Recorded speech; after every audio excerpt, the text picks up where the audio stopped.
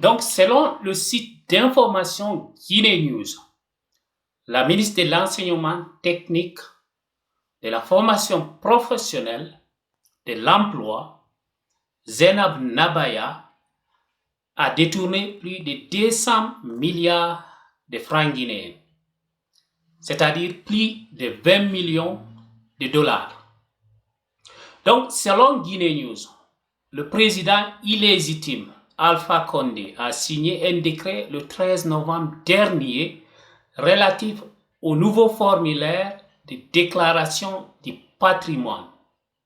Donc, 2 semaines après la publication de ce décret, Alpha a créé une commission restreinte de recensement des biens de certains hauts cadres de l'État qui abuseraient des maigres ressources du pays. Les recettes publiques et le budget des différents départements sectoriels.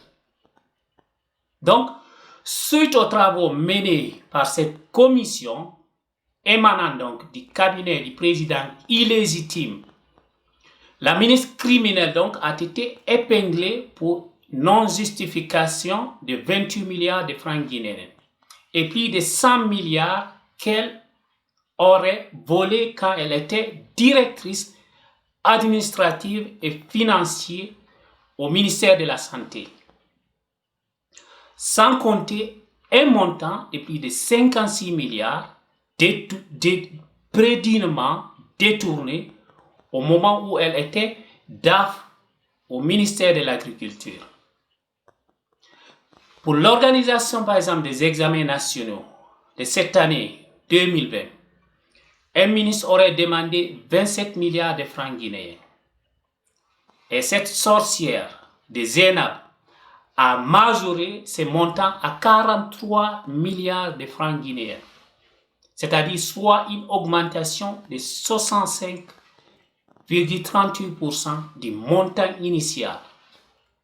Et pire encore, si ces 43 milliards débloqués des comptes de nos trésors, cette femme a remis que 15 milliards de francs glissants au chef des services des examens. Et cet argent, donc, ne suffisait pas à organiser les examens de théorie et de pratique. Donc, elle a empoché toute seule 28 milliards au lieu de la retourner dans les caisses de l'État. Donc, avec la complicité du ministère du Budget, elle a négocié un autre crédit supplémentaire de plus de 35 milliards de francs guinéens pour, dit-on, équiper les centres de formation professionnelle de Kankan, de Kouroussa, de Kerouani et de Sigiri. Quelle malhonnêteté!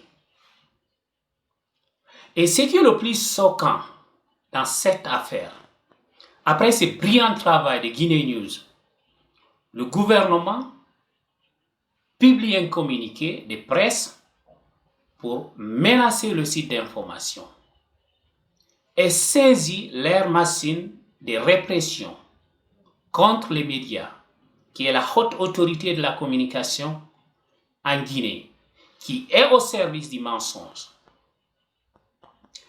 Le premier ministre actuel de la Guinée est le plus grand voleur de l'histoire des gouvernements que la Guinée a connu. Ce Kassori a volé quand il était dans le gouvernement de Conté. Et aujourd'hui, ce monsieur, il continue de voler.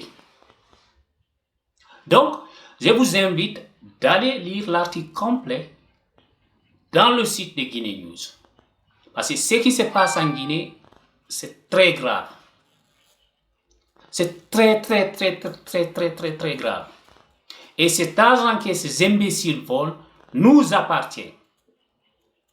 Nous vivons dans la misère alors que ces gens ne font que piller nos ressources et aller construire à l'étranger. Vraiment déplorable.